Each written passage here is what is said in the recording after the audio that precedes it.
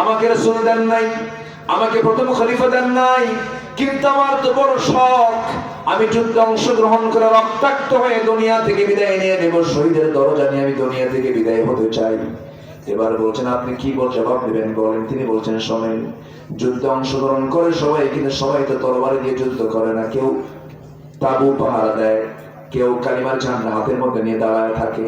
অন্তত আমি তো এতটুকুন পারবো, আমার চোখ না থাকে তো আমার তো হাত ঠিক আছে, কালিমার ঝান্ডাটা আমার হাতে দিয়া সবার সামনে আমাকে দাঁড় করায় রাখবেন। শত্রুরা আমার দিকে তাক করবে, আমি তো চোখেই দেখি না, আমি নড়বো না চড়বো না, আমাকে লক্ষ্য করে তীর মারবে, সেই তীর বক্ষ ভেদ করে বের হয়ে যাবে, রক্তাক্ত হয়ে আমি জান্নাতের মধ্যে চলে যাব। সুবহানাল্লাহ। কি সাহাবী, অন্ধ কি সাহাবী বলেন, অন্ধ কি তামান্না তাদের, চোখ নাই এমন সাহাবী